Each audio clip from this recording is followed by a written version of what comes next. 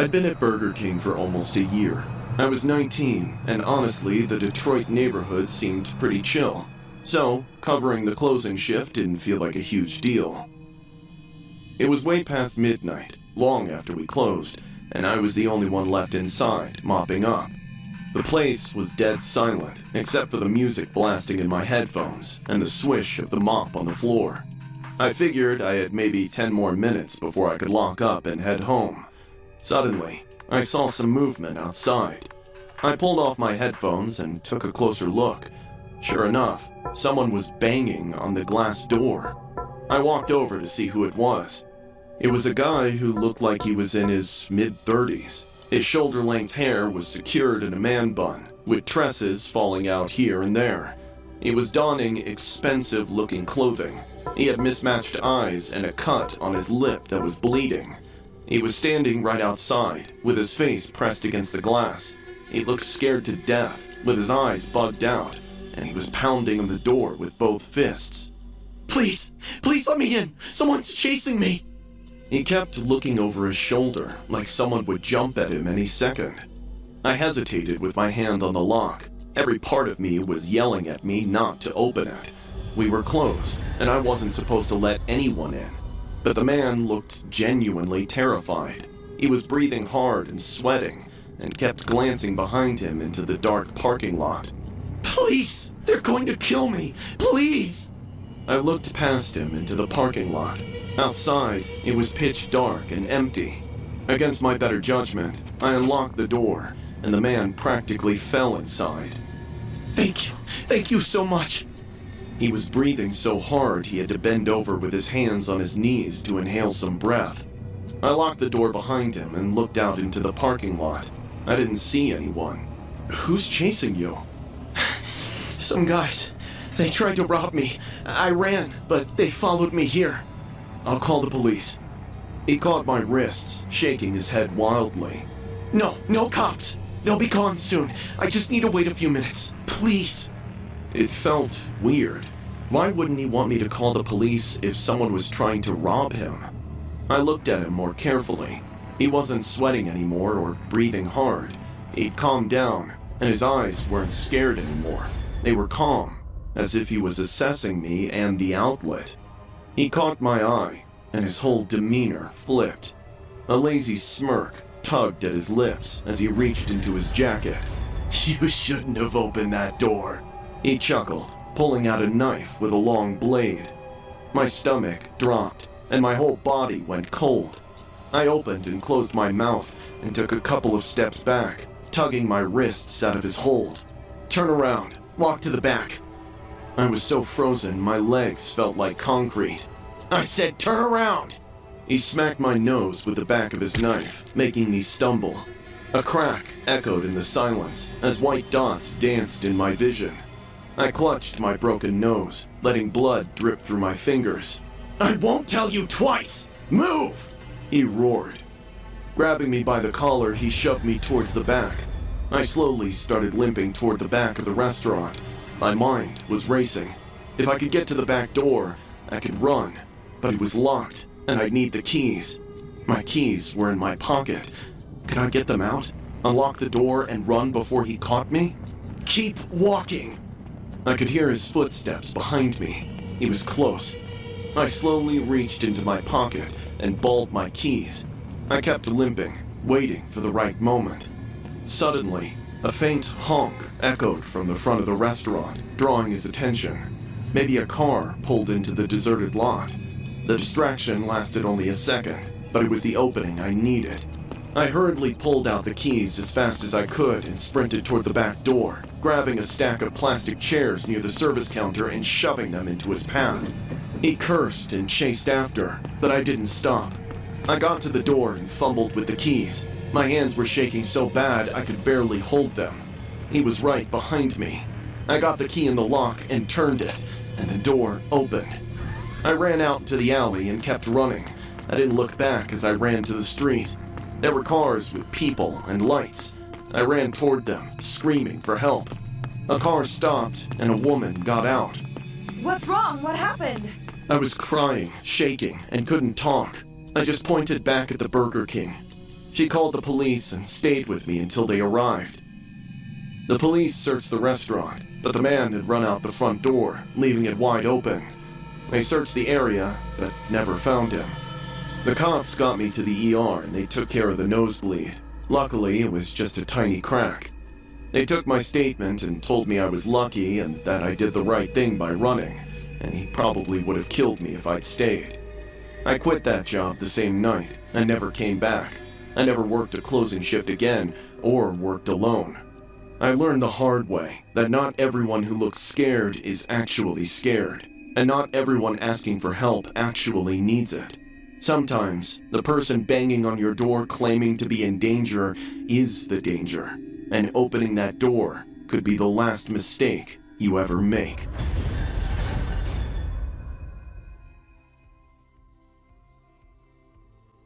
My parents weren't exactly thrilled when I told them I was taking a job at Burger King for my senior year of high school.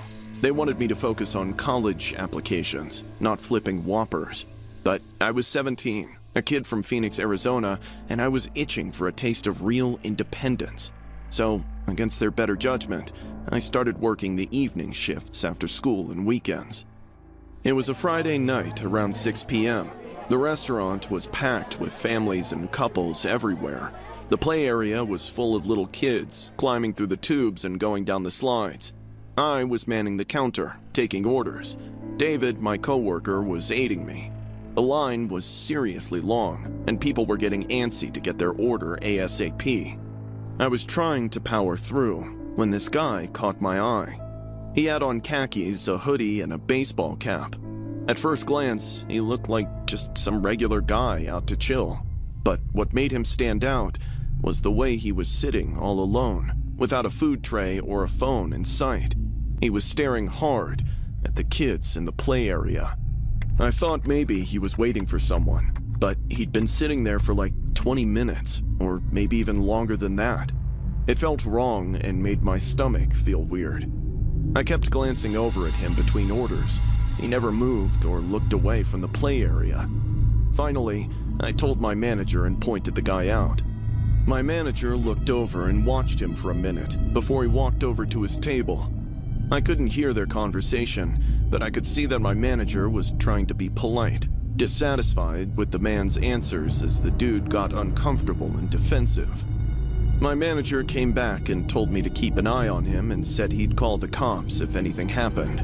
I nodded and kept checking up on him. 10 minutes ticked by and he was still just sitting there, scoping out the children. Then, this blonde chick cut in line and everyone started yelling at her. That distracted me for a second. When I looked back, his table was empty. I was freaking out, trying to see where he went. Instead, I noticed this little girl with pigtails wandering off from the play area. She looked maybe 5 or 6. She was heading for the exit and kind of glancing around like she was lost. The man was just a couple feet from her. My heart started pounding. Something felt off. I knew it. He was walking fast, closing the distance. The little girl just kept going toward the door and didn't see him coming. Suddenly, he grabbed her arm and tried to yank her toward the exit. She started bawling, trying to pull away. I didn't think twice. I jumped over the counter and dashed toward them. David saw what was happening and ran with me. We grabbed the man and pulled him away from the girl. "Let go of her!"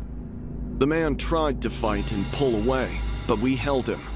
The girl ran back toward the play area, crying and looking for her parents. The whole restaurant erupted. Everyone realized what was happening. Parents were screaming and pulling their kids close.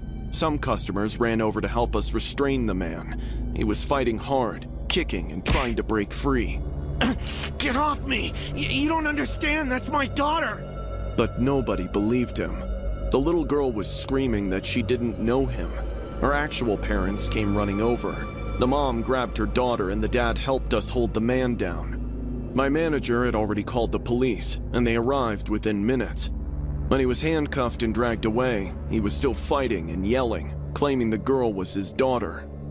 The police took statements from every single one of the spectators.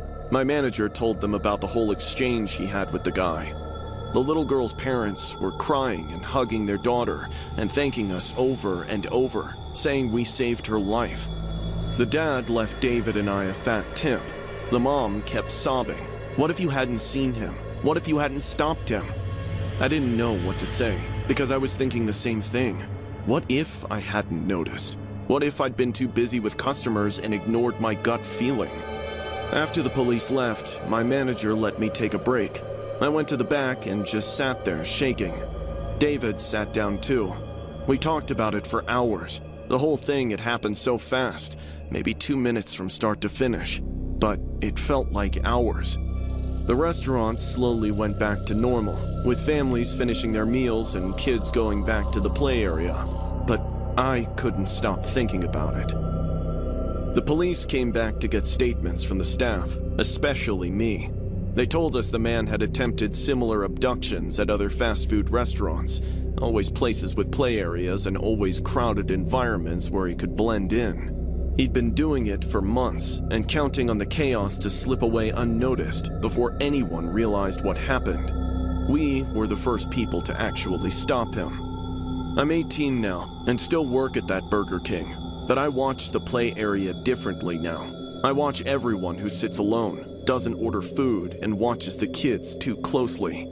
Because that day taught me that predators look for opportunities and count on people being too busy or too polite to say something. They count on you ignoring your gut. But sometimes, paying attention is the difference between a kid going home safe or never going home at all.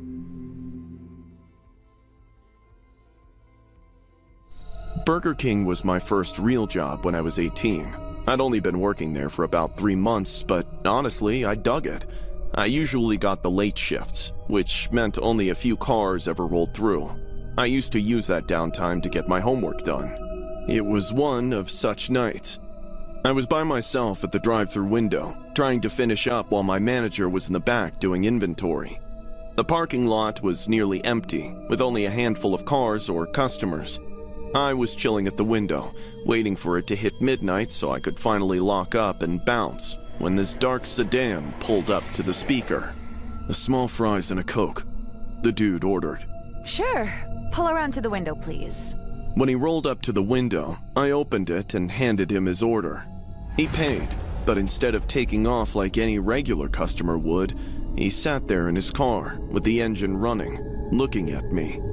When I asked if he needed anything else, he shook his head, but he still didn't leave and kept staring. It made me uncomfortable. The parking lot behind him was nearly deserted now. He smirked as if he could read my thoughts and started asking stuff like, could I give him extra napkins, and how much would it cost if he ordered a different sauce? Every time I handed something out, he'd ask for something else, like he was stalling, trying to keep me at the window. My stomach started to feel weird. I kept looking over my shoulder, waiting for my manager to step out. Sir, is there anything else I can help you with? We're about to close. I asked, trying to sound polite, but also hoping he'd get the hint and leave. Actually, yeah. Can I get my fries remade? These are cold. Just that, right? I'm afraid we won't be able to process another request. He nodded. Heaving a sigh, I took the fries back and went to the fryer. My hands were shaking. I didn't know why I was so scared. He was just a customer being picky. I made new fries and brought them to the window.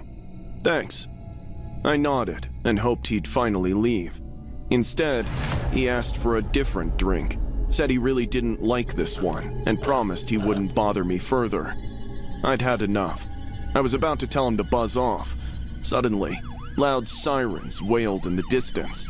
His face changed. The cockiness faded off. He looked nervous and anxious. Before I could react, he forced the drive-thru window open wider and started climbing through. I backed away, but he grabbed my arm and pulled himself inside. Don't scream. I'm not here to rob you. I just need somewhere to hide for a little while. Understand? I nodded. I was too scared to do anything else. He let go of my arm, moved away from the window, and stood against the wall where no one outside could see him. The sirens were really close now. Act normal. If the cops come here, you serve them like nothing's wrong. You say anything, and I'll kill you before they even make it to the door. Got it? I nodded again. My whole body was shaking at this point. I wanted to scream and to run, but I couldn't move. A minute later, 2 police cars pulled into the parking lot with their lights flashing. One of the cars pulled up to the drive-through speaker. "Yeah, can I get 2 coffees?" I looked at the man hiding against the wall. He was staring at me. He was watching my every move, clutching a butcher knife in his hand. I didn't realize when he'd grabbed one. Sure. Pull around to the window. As I made the coffee, my hands were trembling so bad that I spilled some on my apron. The police car pulled up to my window. I opened it and handed the coffees out. The officer looked at me. "You okay? You look pale." I'm fine. It's been a long shift. He nodded, paid, and drove away. The man stayed hidden against the wall and watched through the window as police cars circled the parking lot. After 20 minutes, they left. The man relaxed and moved away from the wall. "Whew. Good job." He patted my shoulder before he climbed back out through the window and got in his car and drove away. I stood there, frozen. I couldn't move. My manager came back from inventory and asked why I looked scared. I told him everything. He immediately called the police. They came back within minutes and asked me questions. What did he look like? What did he say? What car? I told them everything. They never caught him or found out who he was or what he was running from. Police said I did the right thing by not fighting back and that I could have been killed, but it didn't feel right. It felt like I let a dangerous person get away. I quit that Burger King the next day. I couldn't stand at that window without seeing his face or feeling his hand on my arm or hearing him say he'd kill me. I got a different job at a grocery store with a day shift only. I don't work late or alone, because that night taught me that sometimes doing what you're told is the only way to survive, even when every part of you wants to scream. And even when you know letting them get away means they might hurt someone else, you do what you have to do to stay alive.